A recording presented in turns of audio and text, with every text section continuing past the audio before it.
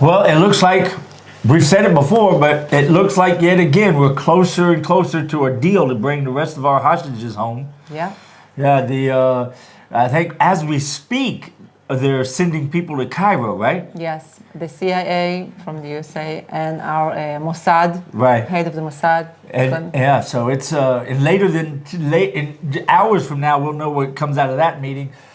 So it looks like yet again we're very close to maybe a deal bringing in our hostages, and in the meantime, things are roller coastering ups and downs with the northern border. We'll get into all of this and much more.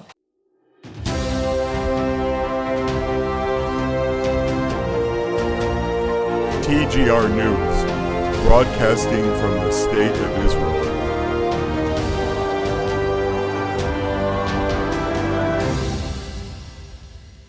Welcome back to TGR News. Hello, hello. Well, thank you. Thank you again and again for everything you guys do to help these precious people who are in such desperate need of your help here in the state of Israel.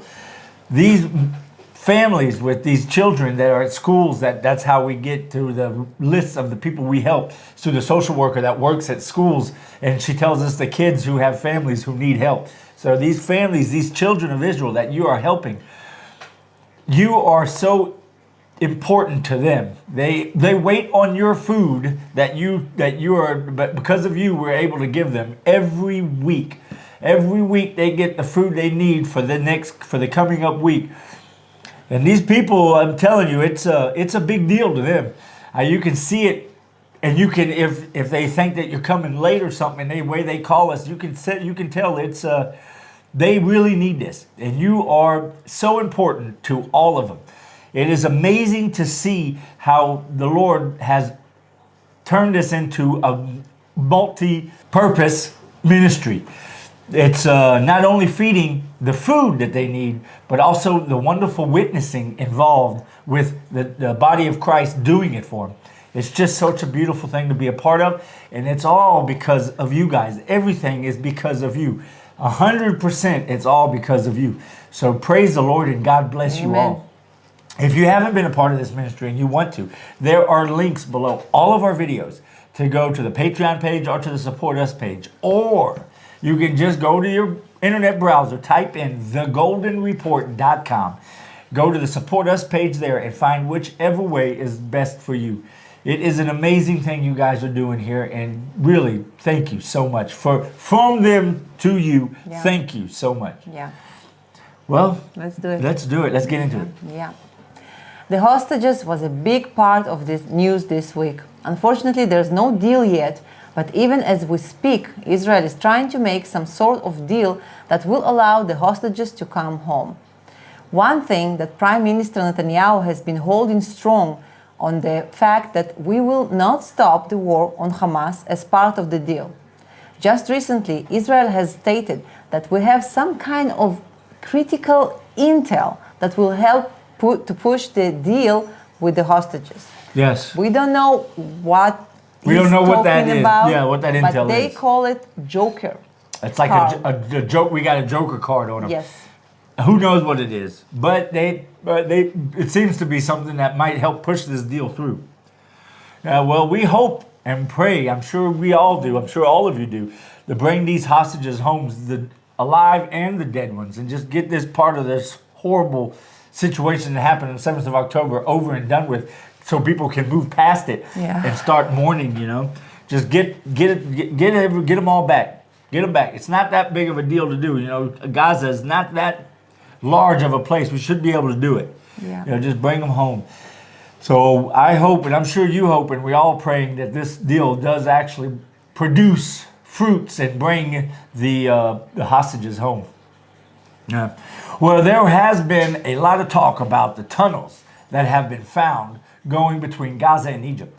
Some of these tunnels are so big that they are 3 stories high and go as far into Egypt. Go very far into Egypt. Some of them go straight into Egyptian military bases. Well, I'm amazed about how amazed people seem to be over finding these tunnels and that they exist. That's just amazing to me that people are amazed about it. Surprised. Yeah. Where did you think Hamas was getting their weapons from? Did you think the peace between Israel and Egypt was real? Let me in on, just in case you guys didn't know, let me let you in on a little secret. All peace and normalization agreements are false peace and normalization agreements here in the Middle East. There is no real peace in the Middle East. It does not exist. Definitely not between Muslims and Jews, and not even between Muslims and Muslims. There is no peace in the Middle East. This wonderful little saying everyone likes to say. So the Abraham Accords, false peace. Or the peace between Jordan and Israel, false peace. The peace between Egypt and Israel, false peace. Just in case you didn't know. It's only a matter, the only thing that's stopping them from attacking Israel is they don't think they can win. As soon as any of these countries that have peace treaties with Israel and or normalization treaties with Israel, as soon as they think they can win, if they started a war with Israel, they'll attack Israel. That's just the way it is. Yeah. So I'm amazed that people are amazed that Egypt has been supplying Hamas to try and attack Israel. Yeah, well, interesting what Israel will do with this knowledge, because it's still not very public. People don't talk about it. Definitely Israeli government don't mention that at all, but it's a big deal. Yes, it There's is. no way Egypt government did know about those tunnels. Of course, going straight way. into their army bases. Well, we know they knew. Because they're the ones there. They knew about it. We knew about it. Yeah. Everyone with any sense, we talked about it before they went into Rafah. That's what they're going to find. Yeah. We talked. You can rewind our videos before we went into Rafah, and you'll see that's what we talked about always. We knew that it was going to happen, and we knew that Israel probably was not going to make such a big deal about it to keep the sort of peace between. Not to embarrass them peace too much. between Yeah. Egypt and Israel. Keep it quiet. I wouldn't Yeah. call it peace more than quiet. Yeah. Yeah. Yeah. So like Ola said, not all of these tunnels are public or are publicized and not going to be publicized, because for that same reason. Well, I think if you've noticed, we put out a little short while I was in the Army. I was in the IDF this week, and I can tell you firsthand that the IDF is getting ready for an all-out war with Lebanon, even though the government of Israel is making moves that look like they are trying to finish up this conflict with Lebanon without any military invasion and more like a diplomat, like with use diplomacy. In other words, Israel is as a whole nation is hoping for the best while preparing for the worst. Because the military is preparing to go in, but the government's trying to, so they're hoping for the best, preparing for the worst. My opinion, whatever that's worth, I believe we have to go into war with Lebanon if we want any kind of lasting quietness, between the borders. If you don't want just a matter of time before Hezbollah turns around and tries to do their own invasion like the 7th of October. Yeah, exactly. But what do you think gonna happen? Well, my experience in seeing politics and everything else in the Middle East, what I believe would probably happen, not want to happen, but what I think will happen. What do you think? I believe that we'll come into some kind of agreement. I believe in it won't, and Israel will not go into Lebanon, and it will not go to war with Lebanon. That's what I think too. Which means we're back where we started before the 7th of October, where we sat here and told you it's only a matter of time before the war comes. Yeah, but now the equation is different. Now every little thing that Israel going to do in Gaza or Judea and Samaria, Hezbollah will attack us, Iran will attack us, Iraq, the Houthis, everybody will just attack us because this is the new rules now. Yeah, it's the new norm. Yeah. The new normalization. Exactly. Normalization. Good point. Of the Middle East. Yeah. They were making normalizations. Yeah, we the only guys with the tie, it's us. Because look what Syrians do to Syrians. Look what Turkish do to Syrians right now as we speak. Yeah. Well, look at the border. Google map it. You got those satellites. You can see it by satellite. Look at the border between Gaza and Israel, and look at the border between Gaza and Egypt. Even though Egypt has helped doing tunnels to tunnel in war weapons into Gaza, their border is a much more substantial than the one between Israel and Gaza because they don't want them in. And you know why the Gazans don't invade Egypt for a better life if their life was so bad in Gaza? Because they just kill them in Egypt. They just shoot them down on the border. They don't allow them in. Because Egypt knows that the world wouldn't stop them from stopping an invasion country into their own. Yeah. Just like Gaza knows that, so they know they'd be killed like that. While they know they can do it to Israel because the world's against Israel. Yeah, well, they can do whatever they want. They're not Jews. Yeah, exactly. Well, yeah. This week, Hezbollah had been hit hard by the IDF. We took out high-ranking commanders of theirs, and the highest of them this week was both one of Nasrallah's bodyguards while also commander over the unit that works with Iran directly and heads up all the weapons deliveries. This caused Nasrallah, the head of Hezbollah, the terrorist organization, to escalate his response to save face. Unfortunately, in this escalation, a rocket fell down and was a direct hit of a couple in their car driving down the road. They were killed on the spot and became the 10th and the 11th civilian death in the north from the beginning of this war, not since 9 months ago.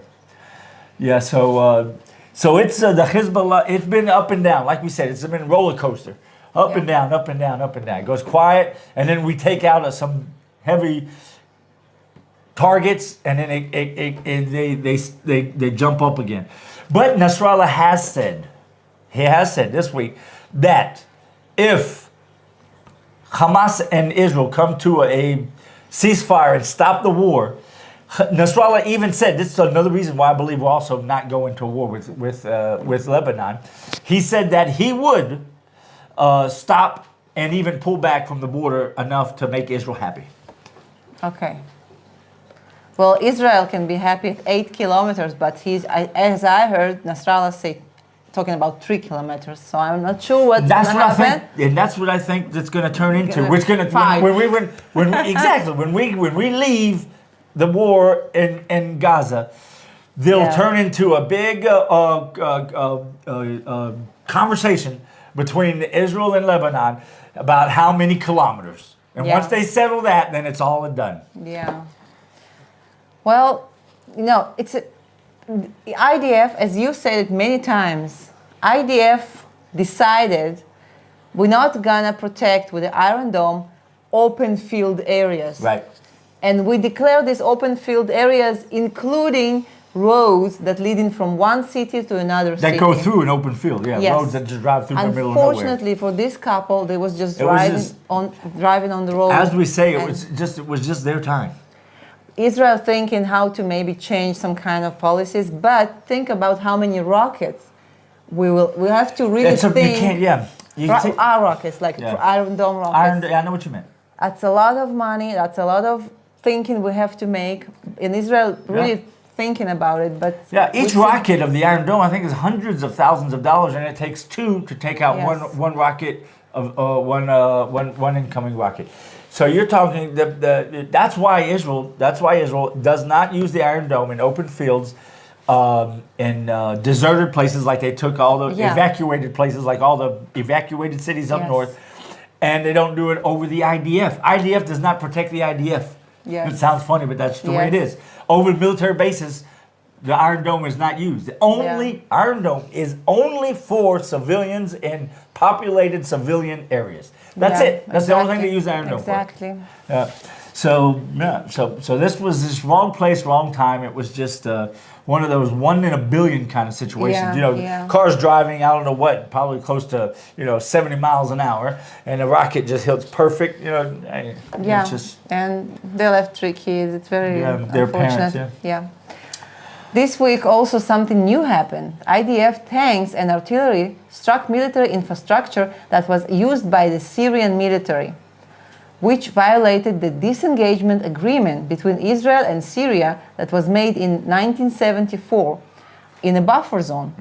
So we have these buffer zones between Syria and Israel, mostly in Syrian areas, we made this deal on the 1974 with the Yom Kippur, the end of the Yom Kippur War.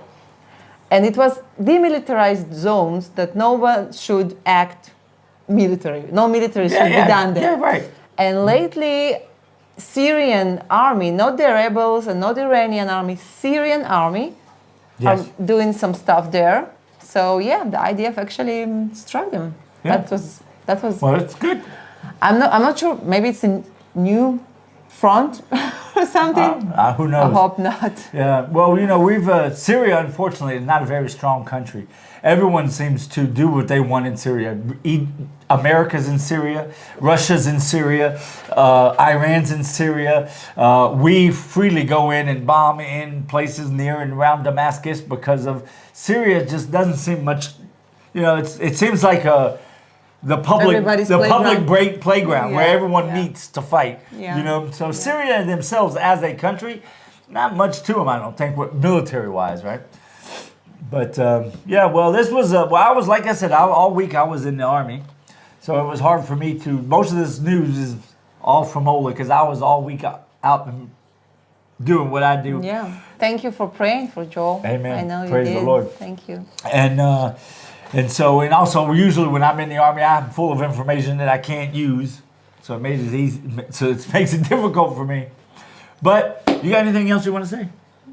No, I'm smiling because you said something like it makes me think the one who talks don't know, but the one who know don't talks, right? So that's how it goes. Oh yeah, well, it's like a lot of people say nowadays, the way the news is in the world today, you have two choices. You can either turn on the news and be misinformed or decide not to turn on the news and be uninformed. It's your two choices, right? Because it seems like everybody's got theories nowadays, right? Yeah. And they forget that the theories are not facts. They're just theories. Exactly. So yeah, that's what I wanted to say. And again, thank people, our supporters and followers for everything you do. Amen. Join our Telegram channel. You have the links underneath this video, and you're gonna be. I will keep you up to date in real time about everything what's going on here in Israel. As it happens, you get it. Yes. As it happens. Yes. So you can be informed. There you go. And you can actually be informed. Yeah. Okay, well, don't forget to join us on thegoldenreport.com. Until next time. Shabbat shalom. God bless.